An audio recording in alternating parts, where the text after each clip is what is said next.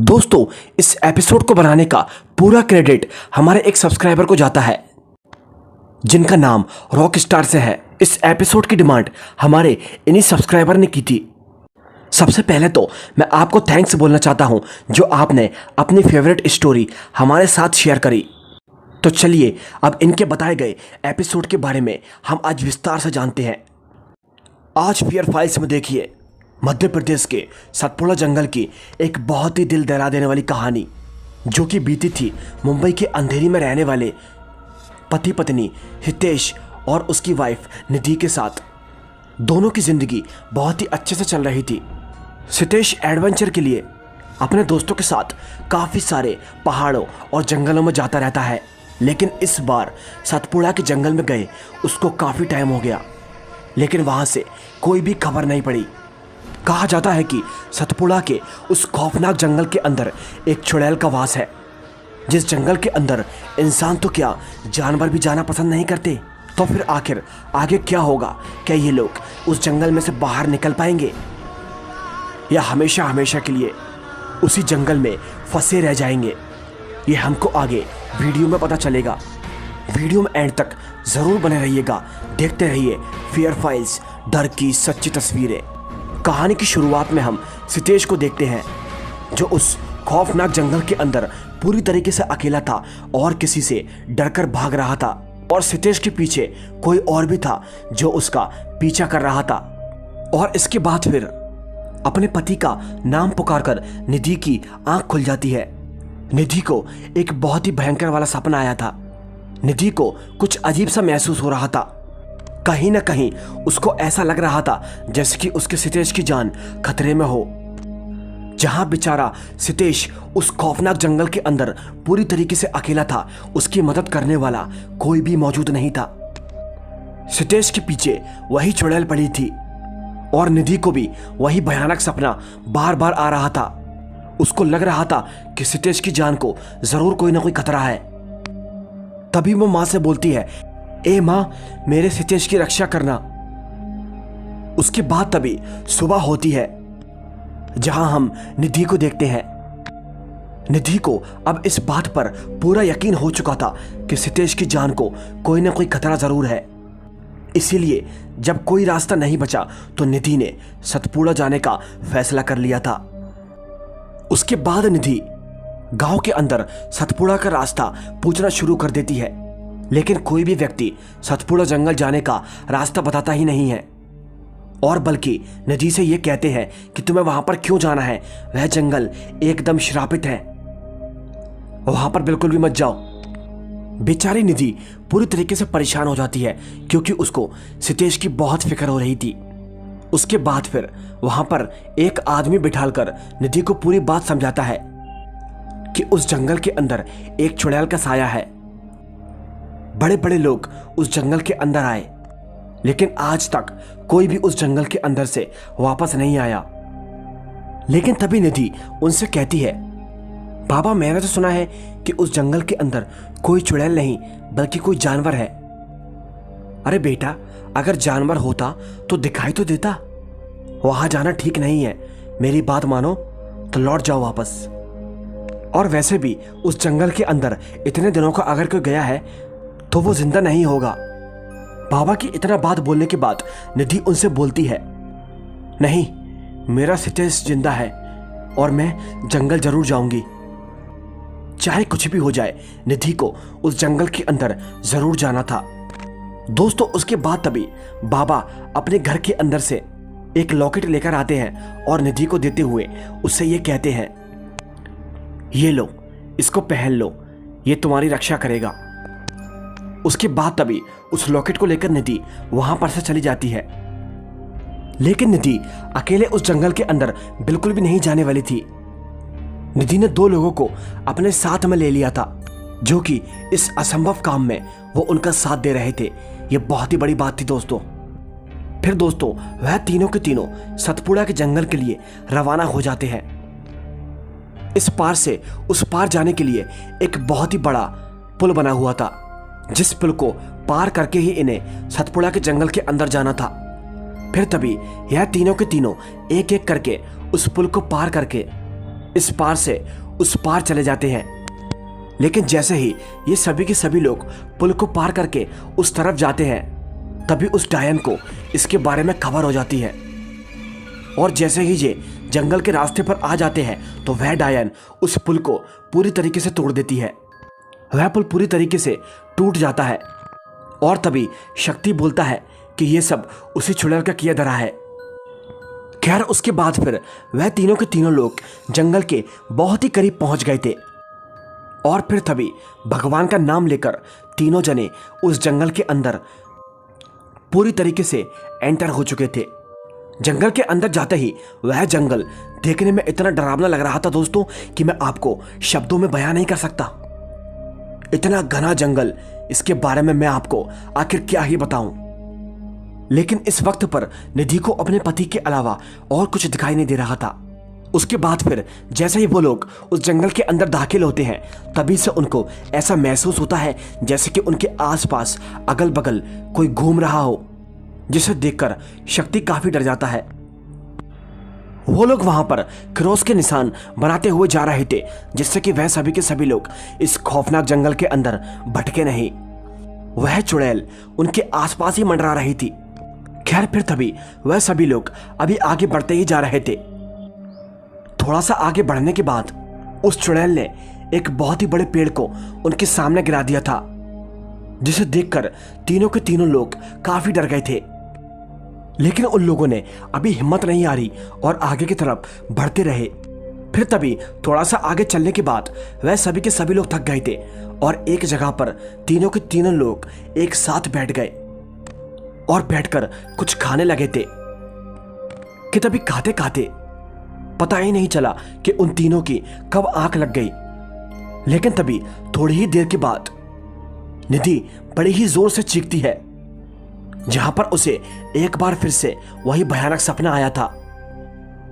उसको सितेश की बहुत ही फिक्र हो रही थी, क्योंकि सितेश की जान काफी खतरे में थी। वह वहां पर से उठती है और तभी उसको सामने एक वॉच मिलती है और तभी पता चलता है ये वॉच किसी और की नहीं बल्कि सितेश की है। फिर उसको ये एहसास होने लगता है कि सितेश उसके आसपास ही है और वो काफी खुश हो जाती है। लेकिन दोस्तों उस वॉच के साथ साथ उनको वहां पर सामने की तरफ एक कटा हुआ हाथ भी दिखाई देता है। जी हां, आप लोगों ने बिल्कुल सही सुना।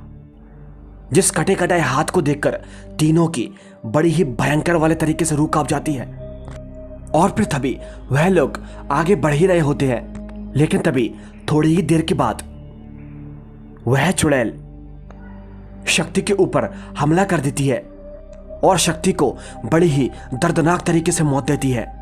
वह काफी जोर से चीख और चिल्ला रहा था और देखते ही देखते शक्ति की भी मौत हो चुकी थी।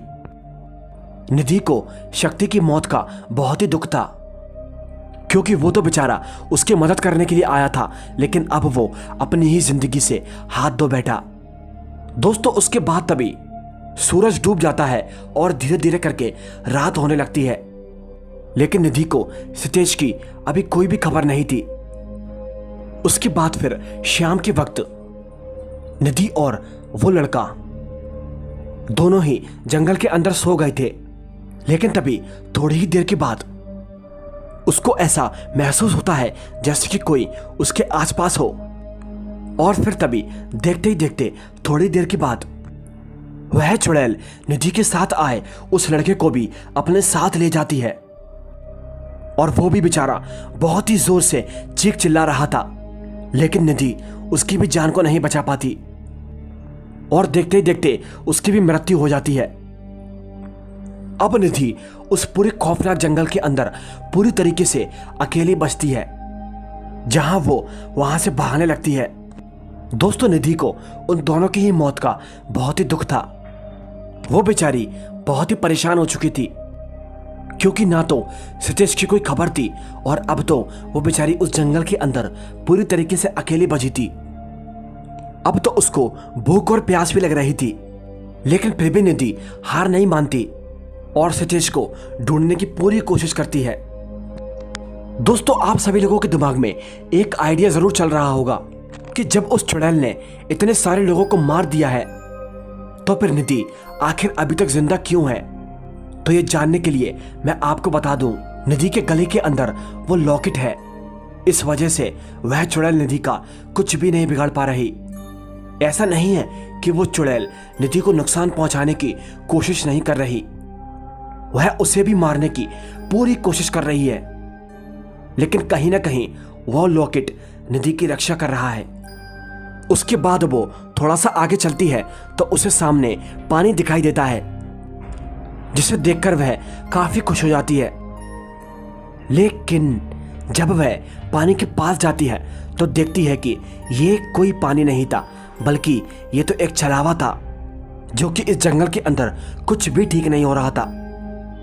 उसके बाद तभी निधि को पता चल जाता है कि ये जंगल और जंगलों जैसा नहीं है, जहां पर जो दिखता है वो असल में होता नहीं है। और फिर निधि आगे की तरफ बढ़ने लगती है और थोड़ा सा आगे चलने के बाद वो एक जगह पर जाकर रुकती है। लेकिन तभी वहां पर उसे ऐसा लगता है जैसे कि वो चुड़ैल उसका पीछा कर रही हो। निधि को कुछ बहुत ही अजीबोगरीब प्रकार का महसूस होता है, इसीलिए फिर वो वहां पर से बड़ी ही जोर से भागने लगती है और थोड़ा सा दूर भागने के बाद एक जगह पर गिर जाती है। और जब वो पीछे मुड़कर देखती है तो देखती है कि उसका पैर शाखाओं से फंस गया था और ये सब उसी चुड़ैल की चाल थी, निधि को अपने जाल में फंसाने के लिए। निधि अपने पैर को छुड़ाने की बहुत ही कोशिश करती है, लेकिन उसका पैर इतनी आसानी से नहीं छूटता। वो चुड़ैल उसके पैर को बड़ी ही जोर से पकड़ी हुई थी, लेकिन थोड़ी देर के बाद मां उसकी रक्षा करती है और उसका पैर भी छूट जाता है। लेकिन तभी वो चुड़ैल बहुत ही गुस्सा हो जाती है और निधि वहां से अपनी जान बचाकर भागने लगती है।